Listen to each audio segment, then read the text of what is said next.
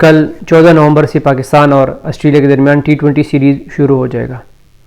और अभी से मीडिया पर बहुत ज़्यादा बातें हो रही है ओपनिंग जोड़ी पर कि पाकिस्तान की ओपनिंग कौन करेगा। क्या बाबर और रिजवान हमें दोबारा देखने को मिलेगी?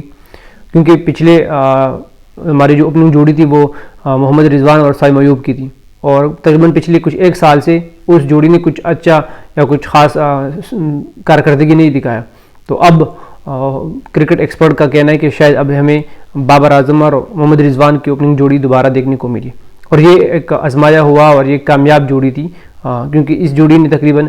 7-8 दफ़ा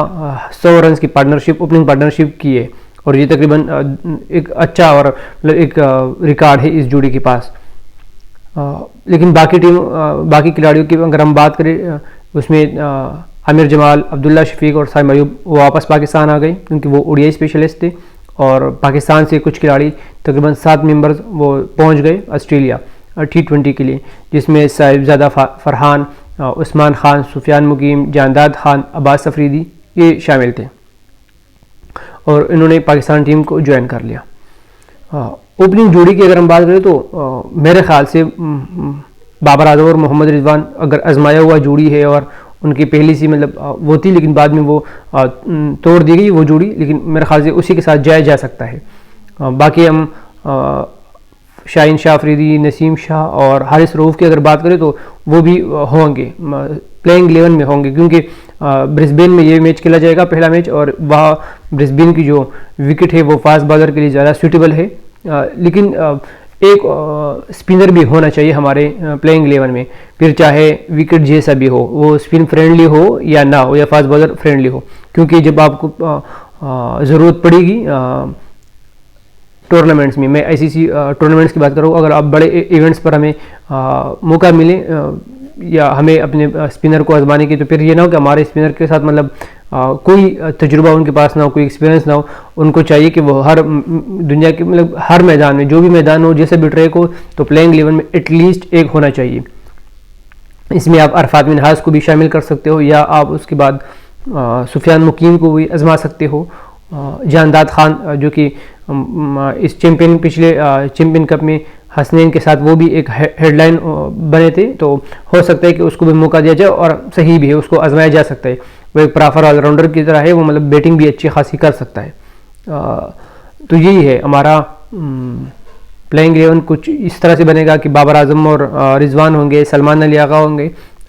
शाहीन शाह, नसीम शाह, हारिस रऊफ़, ये तकरीबन नीचे खिलाड़ी कन्फर्म है। बाद में आप जानदाद खान रख लो, अरफात मिनहाज भी हो सकता है या नियाजी वो भी हो सकता है, या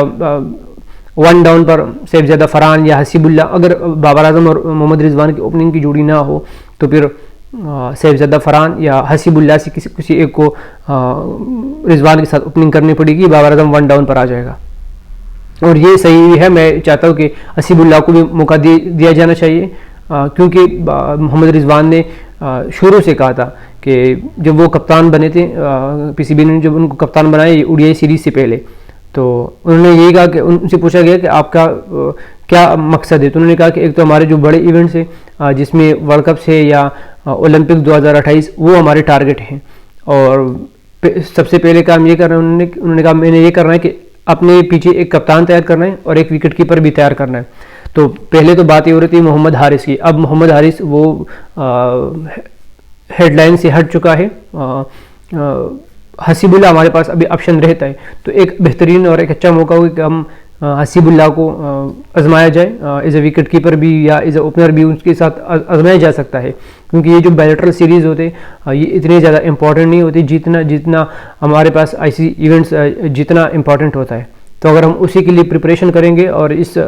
सीरीज़ को हम एज अ प्रिपरेशन या एज अ प्रैक्टिस लेंगे, मतलब ताकि हम यंगस्टर को ज़्यादा मौके दिया जाना चाहिए, यंगस्टर को ज़्यादा से ज़्यादा आजमाया जाए, ताकि फिर हमारे पास इवेंट्स के लिए टूर्नामेंट्स के लिए हमारे पास ज़्यादा ऑप्शन मौजूद हो। बाकी अगर हम दोनों टीमों की बात करें तो पाकिस्तान की टीम अगेन अब T20 में ज़्यादा ऑन द पेपर ज़्यादा स्ट्रांग टीम है बमुकाबला ऑस्ट्रेलिया टीम की। ऑस्ट्रेलिया टीम में काफ़ी यंग खिलाड़ियों की तादाद ज़्यादा है, उसमें सीनियर खिलाड़ियों में एडम जंपा, ग्लेन मैक्सवेल, जोश इंग्लिश और मैथ्यू शार्ट, ये तकरीबन 4-5 नाम इस तरह से होंगे कि जो कि सीनियर है, बाकी सारे खिलाड़ी यंग होंगे। और T20 में जिस तरह से ओडीआई सीरीज़ में शुरू होने से पहले हमारे प्रेडिक्शन यही था कि ऑस्ट्रेलिया जीतेगी, ऑस्ट्रेलिया स्ट्रांग टीम है, लेकिन पाकिस्तान ने वहाँ वो रिजल्ट सारा उल्टा कर दिया। तो अब यहाँ पर अगर हम बोलें कि पाकिस्तान की team on the paper strong team है और पाकिस्तान जीतेगी, लेकिन ये भी चांसेस है कि ऑस्ट्रेलिया अच्छा खेले, क्योंकि ये जो T20 फॉर्मेट होता है ये शार्ट फॉर्मेट होता है। अगर इसमें 2 ओवर अच्छे मिले किसी भी इनिंग्स में, बैटिंग या बॉलिंग में, अब अगर आपकी 2 ओवर में उन्होंने अब आपके ओपनर्स को और आपके टॉप ऑर्डर बैटर को जल्दी आउट किया, 2-3 विकेट जल्दी गिर गई, तो आपकी तो सारा मोमेंटम ख़त्म हो गया। और फिर उस तरह से अगर बैटिंग में उन्होंने 2 ओवर अच्छे तरीके से खेल लिया, मतलब कि 20 या 21-22 रन लगातार 2 ओवर में उन्होंने बना दिए, तो या उससे ज़्यादा, तो फिर वो मोमेंटम शिफ्ट हो जाता है उनकी तरफ। तो ये T20 में इस तरह से होता है कि 2 ओवर्स का खेल होता है, जो कि वो टर्निंग पॉइंट साबित होता है पूरा मैच के रिजल्ट तब्दील करने के लिए। तो हाँ, Pakistan on the paper strong है, लेकिन पता जो है वो मैदान में लगेगा। और मोहम्मद रिजवान अब T20 में मतलब बॉलर के साथ क्या करता है, क्योंकि ओडीआई में हमने देखा था 2 मैचेस में उन्होंने 4 बॉलरों को यूज़ किया था, हालांकि 5 बॉलर खिलाना होता है। अब T20 में इस तरह से इतना आसान नहीं होता, हो सकता है कि उसको आजमाना पड़ेगा, मतलब खेलना पड़ेगा 5 बॉलरों को। अब वो क्या करे, स्पिनर को लेकर आता है या किसको, या किस स्ट्रेटेजी को वो अपनाता है। जिस तरीके से वो अटैकिंग क्रिकेट उन्होंने खेला ओडीआई सीरीज़ में, तो वो T20 में क्या किस तरीके से खेलता है, वो सबको मतलब सबको उससे उम्मीद भी है अब, और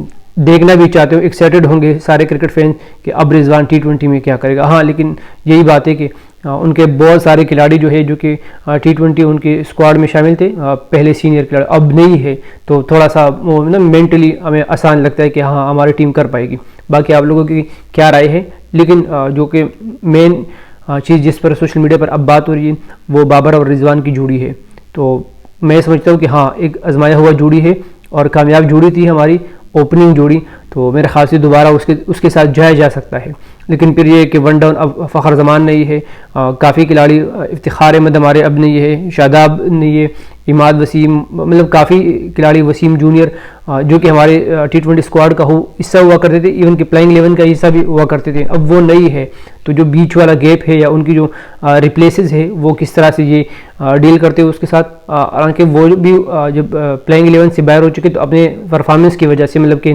परफॉर्मेंस ना देने की वजह से वो बाहर हो चुके हैं। वो नहीं है कि मुझे दुख है कि वो टीम में होते, नहीं वो नहीं है, लेकिन हाँ एक पोजीशन होता है, 11 खिलाड़ी खिलाना होता है, तो वो जो खाली जगह है वो किस तरह से पुर किया जाता है। और मैं एक्साइटेड हूँ और शायद आप लोग भी एक्साइटेड होंगे।